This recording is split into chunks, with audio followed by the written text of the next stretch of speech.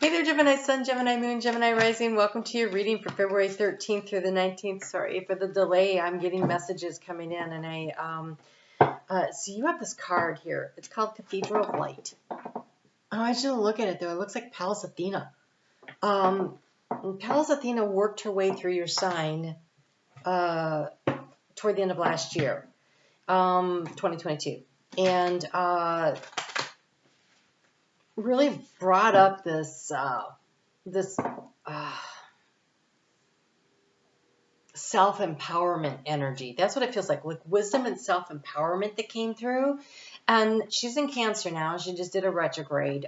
But Mars has been in your sign doing all of this retrograde, and he's moving forward.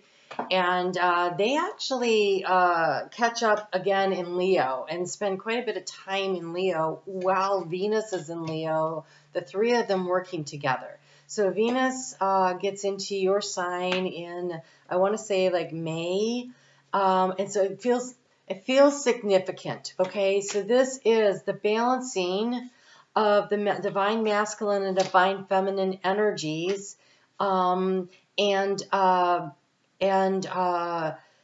how they empower you, and how you will take action out into the world in a way that strengthen. It comes from inside of you. It really makes you feel better about you.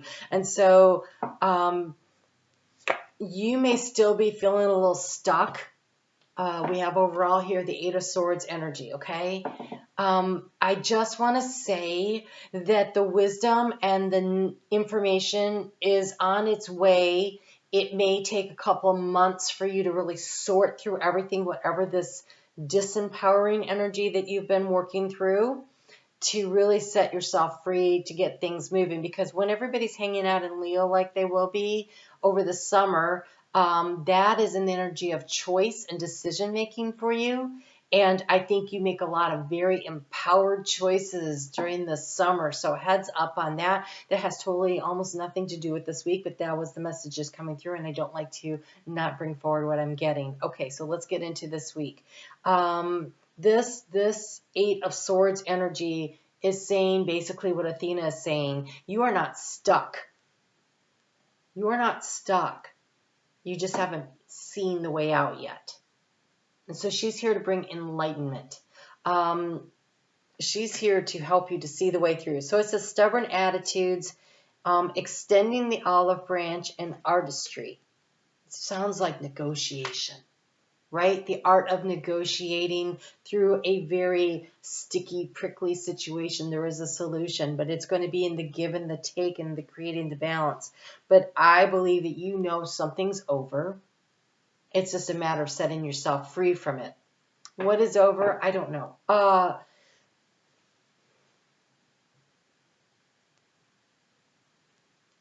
It could be a relationship, but it could be a job situation. It's something that has occupied your thoughts a lot. It could be with family members. It could be sometimes, we have those family members that just, they make us feel bad about ourselves because they feel bad about themselves. And we have to break ourselves free from that. And so you're being asked to look for those that make you filled up with joy. This definitely it's about people. Okay, so it might be that you like the job, but you can't stand the people, right? So maybe you need to work for a different company doing similar work. Maybe your friends group it just doesn't satisfy you anymore because you've gone through some kind of a growth and an evolution, right? And so there's wisdom. Pallas Athena is about our wisdom, and wisdom comes from knowledge plus experience. And so something has shifted and changed in you, and you're like, wow, I don't fit. This doesn't fit me anymore. It feels like shoes that are too tight and your toes are starting to bust out, and you're like, I need a new pair of shoes, right? I need to be where I'm comfortable. This doesn't, or you go from jamming your toes down into those little pointy-toed shoes and the super high heel, and they're like, no, I need something more comfortable, and you get yourself a nice pair of walking shoes that allow your toes to breathe, it's got ventilation, and it's like, yeah, no, arch support, this is great, right? So it kind of has that energy. Oh my God, I was so caught up in your messages, I realized that I never shuffled through from the last reading I did. So let me do that while we're looking at these cards here, because I don't want to break this chain of information that's coming through. So the struggle has been around completing a cycle. Okay, it's been a struggle, because I see here in the area of how do you transform the situation, you have this Ten of Swords, this wrath that's done, dead, and over with, and you're being invited to complete a cycle that has been hard on your head, right? So swords are about thoughts. Swords are about words, right? It's been a verbal, mental battle kind of situation here, and you could see she's got her spear and her shield up, like she is ready for battle, and there's this battle energy here, and the action to take is to go for the Ten of Cups, the emotional satisfaction and the fulfillment where you're in alignment with yourself. And so we have those two tens right there. And they're surrounding this, the key to the situation here is the Three of Cups. Figuring out where you belong. What feels like joy? What feels like happiness? Who is the community that you really enjoy? Where do you really fit into something? Where is that for you that really allows you to see where things are and where you belong? And so there is this sense of needing to find your way home. They're saying your way home to you. And so this right here, the Judgment card, which by the way, 10 is 20, and 20 is the Judgment card. The struggle around judgment, the lesson of the Judgment card is this. How can I not judge myself? Because when we don't judge ourselves, we don't judge others. So sometimes the judgment is, how can I be less critical of myself or a situation and just accept things are as they are. This is who I am. This is where I am. How do I get from here to where I want to go? And it's more of about around a decision that we want to make that changes everything. You have here the Naked Heart. This deck has a bonus card. It's number 22, the Naked Heart. I want to see. Did you hear that? My little, I hit the bell, changing the energy. That's so cool. All right, so this card says, the Tended Heart Warrior. Right here. Wow. Okay. I radiate as a pure vibrational level, calling in all that I need at this time to stay in alignment with my path. The universe is highlighting my gifts and asking me to trust myself and my intuition. As I listen to what my heart needs, my natural essence comes forth to be nurtured, and I am innately connected with my calling and my purpose.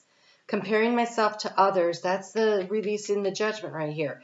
Comparing myself to others does not serve me and will only knock me out of my flow. I was given the exact proportion of amazing, otherwise I would not exist. My path may not always feel easy, but it will feel right. And when I shine bright, I am the spark to someone else's light, and I inspire others. They recommend the Aqua Aura quartz to work with. It's a beautiful quartz. Aqua Aura, I think. Yes, I have that. It's right here. It's very beautiful. It really opens up the throat chakra. It allows you to speak your truth, to live. They're saying to live your truth. So one of the things that they were showing me when I was distracted when we got started here is the story of Athena. I think it was Athena, but it's the story they're showing me of the girl who was really, because she's about the creative arts, yeah, who was a really good weaver. People would come far and wide to watch her weave her tapestries because she was so amazing at it. And her ego got very large from it, and she boasted that she made the most beautiful tapestries, and even more beautiful than anything Athena could make. So then Athena showed up, and this girl challenged her. And She lost, of course, and she refused to back down. She just said, oh, they just voted for yours because you're a goddess. And her arrogance was too much at that point. And so Athena touched her and she shriveled up into a spider. And so she continues to weave, but she's often overlooked. Right? Unless the light is in the right and the angle is right, you don't necessarily see the cobwebs. And so there's something about your skills, your talent, something you're really good at, something like your sense of pride, self-worth, self-value, self-esteem. Somebody challenged that and you lost your power. Now, I'm not saying it's because you were boastful or anything like that. That part of the story is not what's resonating. But somehow we give our power away. We give our power away. No one takes it from us. So it sometimes it erodes so like from our childhood, it just kind of rode away and we don't even notice that we're losing it until it's just gone. But we can always claim it back because it's always ours to possess. And so you're being asked to pull your power in again. And so when we encounter people who want us to feel small and insignificant, it's because of whatever happened to them. That's key to know. And you either can allow them to make you feel insignificant or you can choose to step into your power. And Pallas Athena is asking you to step into your power. You are not stuck in whatever situation you think you are stuck in. You have the ability to manifest and create for yourself the 10 of Cups. And the key is to find what makes you feel joyful in the heart. And then we have the 8 of Wands to take action toward your goal. Now, in the area of resources, that's your energy, your physical, mental, emotional, financial energy. You have the Knight of Pentacles. So while in the heart space, you're moving forward quickly, that means you understand that your power is yours and you have decided to set yourself free from negative thoughts that you can't manifest and create what you want. This card right here is saying, but the steps that you take need to be measured and thought out. Pallas Athena is about wisdom. And Mars is in your sign. And Mars in your sign makes things want to move quickly, but he's done his retrograde. And so part of this has been the slowing down process so you can really look at the details. And so you're being asked to take things slowly, to catch up to where your heart is. And I do think that a lot of this has to do when we have everybody showing up together in Leo. And so that is over the course of the summer. So careful steps now to move yourself this way. And so I think this is about thinking through and figuring out what is the next step. So this week, figure out what the next step is that's putting you on the path toward this 10 of Cups. Because you have the Innocent of Swords. You have the Page of Swords. You need more information.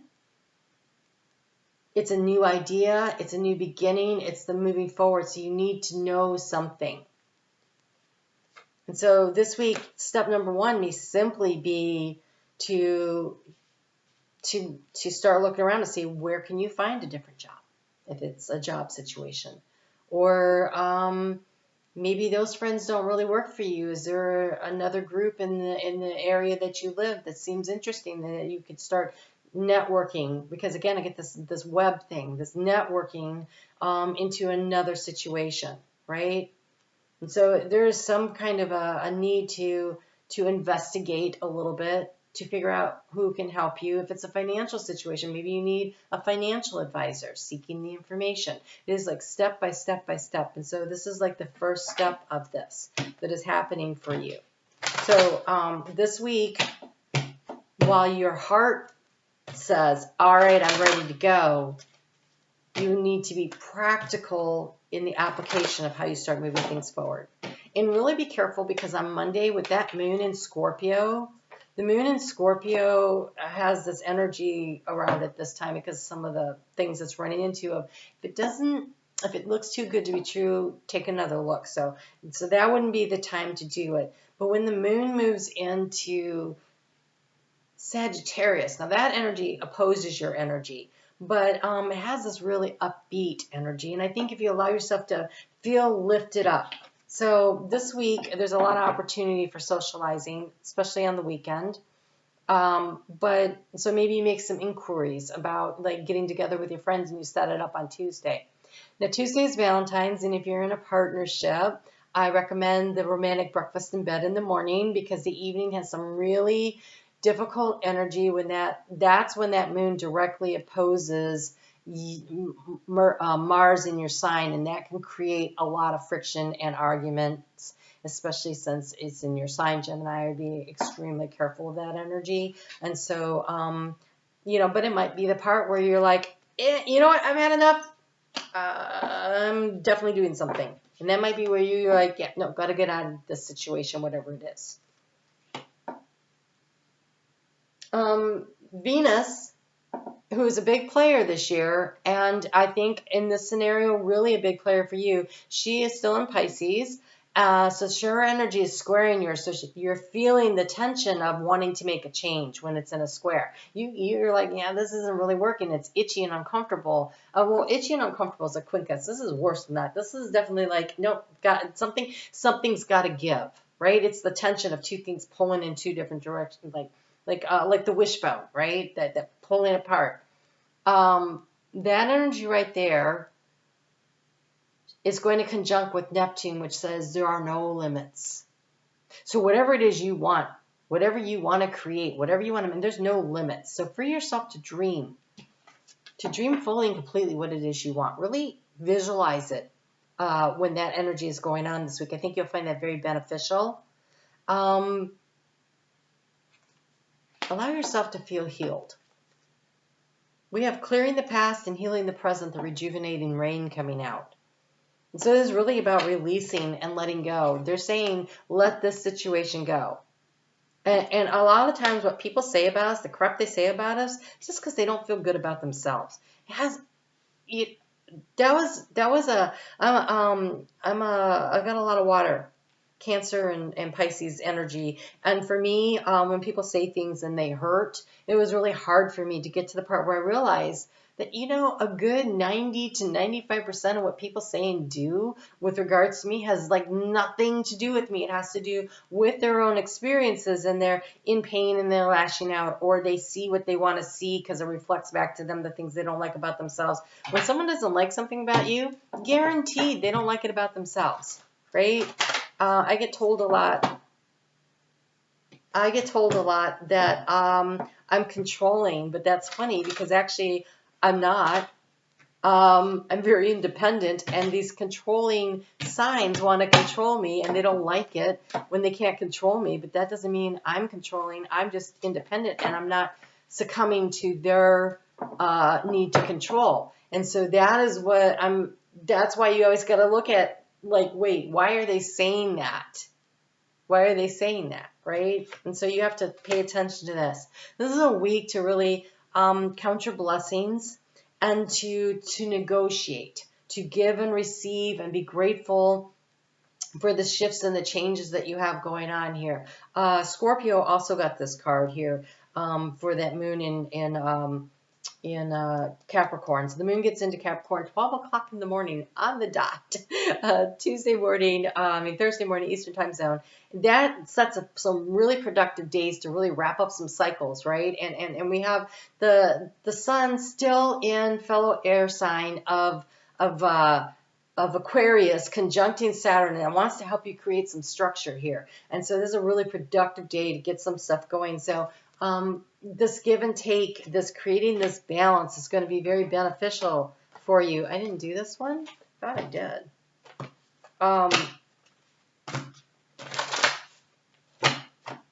So there's this very beneficial energy that can be set up for you. And then the moon's going to be in Aquarius, which flows nicely for you on Saturday. And that's why I think it's a great day to socialize and really get out there. It's just to surround yourself with prosperity.